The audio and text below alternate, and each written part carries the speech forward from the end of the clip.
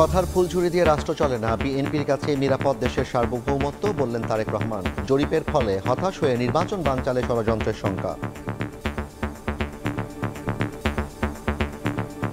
কথার ফুল জুড়ে দিয়ে জনগণের পেটে খাবার আসে না, ভাত দিতে হলে পরিকল্পনা লাগে, যা একমাত্র বিএনপির কাছে আর কারো নেই। স্বাধীনতা এবং সার্বভৌমত্ব বলেন বিএনপির কাছে নিরাপদ। বেশি আসন এই নির্বাচনে কে পাবে, কোন দল? শতকরা ৬৬% উত্তরদাতা বলেছে বিএনপি। নিরাশ হয়ে কেউ ষড়যন্ত্রের আশ্রয় নিতেই পারে। জনগণ ষড়যন্ত্রকে সফল হতে দেবে না। ক্ষমতায় গেলে জাতীয় সরকার করবে জামায়াত। জরিপ প্রকৃত চিত্র তুলে ধরলে ভোট দরকার হতো না, বলছেন নেতারা। জরিপের নামে সংস্কারের আকাঙ্ক্ষা থেকে জনগণকে সরানোর চেষ্টা দেখছে এনসিপি। জনগণের ভালোবাসায়, আল্লাহ তাআলার ইচ্ছায় আমরা যদি বিজয়ী হই, আমরা তাদেরকেও সাথে নিয়ে ইনশাআল্লাহ জাতীয় সরকার। অনেক জরিপ হয়েছে, সব জরিপ কিন্তু নির্বাচনের রেজাল্ট রিফ্লেক্ট করে নাই। এটার উপর ভিত্তি করে বলা যাবে না যে অমুক দল সরকারে, অমুক দল বিরোধী দলে। এই সব জরিপ করে বাংলাদেশের মানুষের সংস্কারের যে আকাঙ্ক্ষা, সেখান থেকে মানুষকে দূরে সরে দেওয়ার সেই প্রচেষ্টার ব্যাপারে বাংলাদেশের জনগণকে সতর্ক থাকতে হবে। দেখছিলেন প্রধান শিরোনাম। রাত 11টার সময় সঙ্গে আছি আমি জাফর সাদিক। এছাড়া খেলার খবর জানাতে থাকবেন জাফর। আপনাকে ধন্যবাদ। বিশ্বের নানা প্রান্তের খেলাধুলার খবর জানিয়ে দিব আমি সাজিদ মুস্তাহিদ। এবার অন্যান্য শীর্ষ সংবাদ। ৩০০ আসনেই বিচারিক হাকিম নিয়োগের অনুরোধ সিইসির। প্রধান বিচারপতির সঙ্গে সাক্ষাৎ। তফসিল ঘোষণার ভাষণ চূড়ান্ত, কাল বিটিভিতে রেকর্ড। ফেসবুকে নির্বাচনী প্রচারণা নিয়ে সংঘর্ষ। হবিগঞ্জে প্রাণ গেল বিএনপি সমর্থকের, আহত ৩০। চাঁপাইনবাবগঞ্জে হাত পা কেটে ফেলে রাখা বিএনপি কর্মীর মৃত্যু। জুলাই আন্দোলন দমনে সেফ হোমে নিয়ে নির্যাতন করে আওয়ামী লীগ, ট্রাইব্যুনালে হাসনাতের সাক্ষ্য। গুমের মামলায় শেখ হাসিনার অভিযোগ গঠনের আদেশ 14 ডিসেম্বর। এবং কক্সবাজার সহ 6 জেলায় সড়ক দুর্ঘটনায় একই দিনে প্রাণ গেল 10 জনের। পাবনায় ট্রাক মাইক্রোবাস সংঘর্ষে বিএনপি চেয়ারপারসনের বিশেষ সহকারী সহ 4 জন আহত।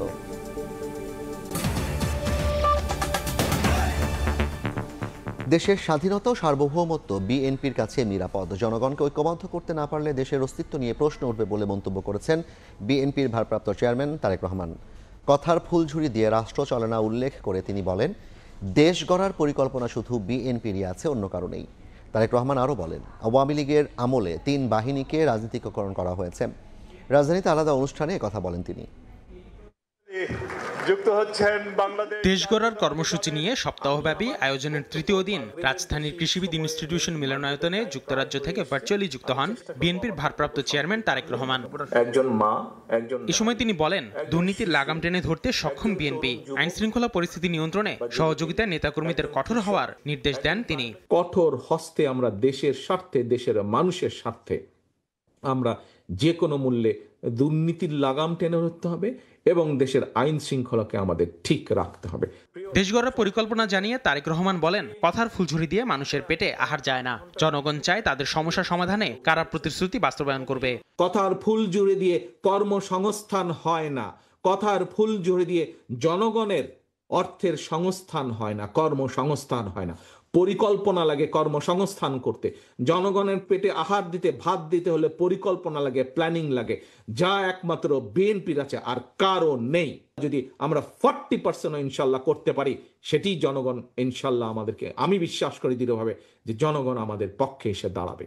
এদিন সন্ধ্যায় গুলশানে অবসরপ্রাপ্ত সামরিক কর্মকর্তাদের সঙ্গে মতবিনিময় সভায় তারেক রহমান বলেন, আওয়ামী লীগের আমলে 3 বাহিনীকে রাজনীতিকরণ করা হয়েছে, সে সময় জবাবদিহিতা ছিল না। গত 15, 16, 17 বছরে আপনারা অনেকে বক্তব্য যারা রেখেছেন, তাদের মধ্যে থেকে হয়েছে আমাদের ডিফেন্স, আর্মি, নেভি, এয়ারফোর্স যেটাই হোক না, এগুলোকে পলিটিসাইজ করা হয়েছে। এগুলো যেরকম পলিটিসাইজ হয়েছে, এর বাইরে যেই ইনস্টিটিউশনগুলো আছে গভর্নমেন্টের, কম বেশি সবগুলোকেই কিন্তু সিস্টেমেটিক্যালি ধ্বংস করে দেওয়া হয়েছে। ভারতের ইঙ্গিতে তারেক রহমান দেশে আসছেন না, এমনটা না ভাবার আহ্বান জানান বিএনপি মহাসচিব মির্জা ফখরুল ইসলাম আলমগীর। নির্বাচনে আমাদেরকে পরিপূর্ণ জয়লাভ করতে হবে। আসিফ মোহাম্মদ সিয়াম, সময় সংবাদ, ঢাকা। জরিপের ফলে হতাশ হয়ে নির্বাচন বানচালে ষড়যন্ত্রের শঙ্কা করছে বিএনপি। জনগণ তাদের ষড়যন্ত্র সফল হতে দেবে না, বলেছেন নেতারা। ইইউ রাষ্ট্রদূতের সঙ্গে বৈঠকের পর আমির খসরু বলেছেন, ইউরোপীয় ইউনিয়ন দেশে সুষ্ঠু নির্বাচন চায়। বিএনপি মহাসচিব বলেছেন, মতবিরোধ থাকলেও জুলাইয়ের ত্যাগ বৃথা যেতে দেওয়া হবে না।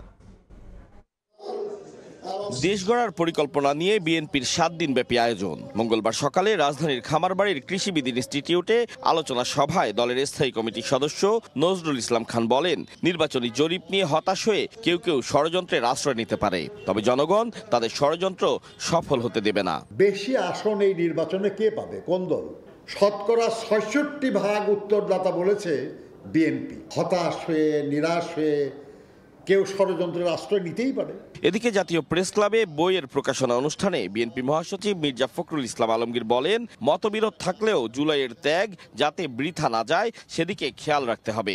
আমাদের মধ্যে মত পার্থক্য থাকবে, কিন্তু সেই মত পার্থক্য যেন আমাদের যে আশা, আমাদের যে স্বপ্ন, জুলাই আন্দোলনের মধ্য দিয়ে আমরা যে বিজয় অর্জন করেছি, এই যে ছেলেগুলো প্রাণ দিয়েছে তাদের যে এদিকে বিকেলে গুলশানে ইইউ রাষ্ট্রদূতের বাসভবনে যান বিএনপির মহাসচিব মির্জা ফখরুল ইসলাম আলমগীরের নেতৃত্বে 3 সদস্যের প্রতিনিধি দল। বৈঠক শেষে স্থায়ী কমিটির সদস্য আমির খসরু মাহমুদ চৌধুরী বলেন, দেশের গণতন্ত্রে উত্তরণের পথ যেন মসৃণ থাকে সেটি চায় ইইউ। সবাই তো চাচ্ছে একটা ভালো নির্বাচনের মাধ্যমে যত দ্রুত সম্ভব বাংলাদেশের ডেমোক্রেটিক অর্ডার ফিরে আসুক। উগ্রতার একটা প্রবণতা কোনো কোনো জায়গায় দেখা যাচ্ছে, কিছু কিছু জায়গাতে আমরা দেখতে পাচ্ছি উগ্রতা, এবং ওই জায়গাটাতে কিছু কনসার্ন তো আছে সবারই। দ্রুত নির্বাচনের মাধ্যমে ক্ষমতা হস্তান্তরের আশা ইউরোপীয় ইউনিয়নের। আতাউর কাউসার, সময় সংবাদ, ঢাকা। নির্বাচনে বিজয়ী হলে 3 শর্তে সব দলকে নিয়ে জাতীয় সরকার গঠন করবে জামায়াত, কথা বলেছেন দলটির আমির ডক্টর শফিকুর রহমান। বলেন, দুর্নীতি, চাঁদাবাজ ও টেন্ডারবাজদের জন্য দেশের মানুষ স্বস্তিতে নেই। জরিপ যদি সত্যিকার পরিস্থিতি তুলে ধরতে পারত তবে নির্বাচনের প্রয়োজন হতো না বলেও মন্তব্য করেছেন জামায়াতের সহকারী সেক্রেটারি জেনারেল হামিদুর রহমান আজাদ। রাজধানীতে আলাদা অনুষ্ঠানে একথা বলেন তারা। নিজ নির্বাচনী আসন ঢাকা 15-এর দক্ষিণ কাফরুল থানাধীন স্থানীয় জামায়াতের সুধী সমাবেশে যোগ দেন দলটির শীর্ষ নেতা ডাক্তার শফিকুর রহমান। আমার কথা খুব বেশি নয়। মঙ্গলবার রাতে সুধী সমাবেশে প্রধান অতিথির বক্তব্যে জামায়াত আমির বলেন, সমাজে বিদ্যমান অর্থনৈতিক বৈষম্য দূরীকরণে প্রতিজ্ঞাবদ্ধ তার দল। জানান, নির্বাচনে জয়ী হলে দুর্নীতির বিরুদ্ধে অবস্থান, বিচার ব্যবস্থায় হস্তক্ষেপ না করা এবং অভ্যুত্থানের চেতনা ধারণ করার শর্তে সকল রাজনৈতিক দল নিয়ে জাতীয় সরকার গঠন করবে জামায়াত। আমাদের কোনো বন্ধু সংগঠন বলেছেন, তারা যদি নির্বাচনে বিজয়ী হন তাহলে জামাত ইসলামকে বাদ দিয়ে তারা সরকার গঠন করবেন এবং এটা হবে জাতীয় সরকার, ঐক্যের সরকার। আমরা আপনাদেরকে সাক্ষী রেখে আমরা আশাবাদ ব্যক্ত করছি, ইনশাআল্লাহ জনগণের ভালোবাসায়, আল্লাহ তাআলার ইচ্ছায় আমরা যদি বিজয়ী হই, আমরা তাদেরকেও সাথে নিয়ে ইনশাআল্লাহ জাতীয় সরকার। এদিন দুপুরে জামায়াতের সহকারী সেক্রেটারি জেনারেল হামিদুর রহমান আজাদ সাম্প্রতিক নানা জরিপ প্রসঙ্গে বলেন, জরিপই যদি সত্যিকার পরিস্থিতি তুলে ধরতে পারত তবে দেশে নির্বাচনের কোনো প্রয়োজন হতো না। অনেক জরিপ হয়েছে, সব জরিপ কিন্তু নির্বাচনের রেজাল্ট রিফ্লেক্ট করে নাই। জরিপের বাইরে গিয়েও রেজাল্ট হয়েছে। এটার উপর ভিত্তি করে বলা যাবে না যে অমুক দল সরকারে, অমুক দল বিরোধী দলে অথবা পরাজিত। 2001 থেকে 2006-এ জোট সরকারে থাকলেও সে সময় কোনো অপরাধের সঙ্গে জড়িত ছিল না জামায়াত বলে মন্তব্য করেন দলটির নীতি নির্ধারণী পর্যায়ের এই নেতা। আমরা কিন্তু জোট সরকারে ছিলাম, কিন্তু আমাদের 2 জন কাদা লাগাই নাই। শফিক মুন্সি, সময় সংবাদ, ঢাকা। ক্ষমতায় কারা যাবে এমন জরিপ করে সংস্কারের আকাঙ্ক্ষা থেকে জনগণকে সরানোর অপচেষ্টা দেখছে এনসিপি। দলটির নেতারা বলেন, আগামীর বাংলাদেশে মুক্তিযুদ্ধ ও ধর্মের নামে কাঠ খেলাদের রাজনীতি চলবে না।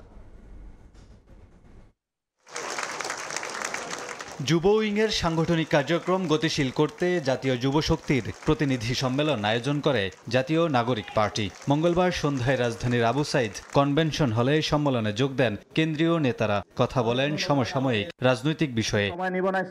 সম্মেলনে এনসিপির মুখ্য সংগঠক নাসিরুদ্দিন পাটোয়ারি বলেন, আগামীর বাংলাদেশে মুক্তিযুদ্ধ ও ধর্মের নামে কাঠ খেলা রাজনীতি চলবে না। পাশাপাশি যারা চাঁদাবাজি করছেন রাজনীতিতে তাদের কোনো ঠাঁই হবে না। যারা মুক্তিযুদ্ধের কাঠ খেলা রাজনীতি করছে, যারা ধর্মীয় কাঠ খেলা রাজনীতি করছে, আমরা তাদেরকে স্পষ্ট বার্তায় বলেছি, বাংলাদেশে আগামী রাজনীতি চলবে সংস্কারের রাজনীতি। শেখ হাসিনা এক চোর ছিল, চুরি করেছিল।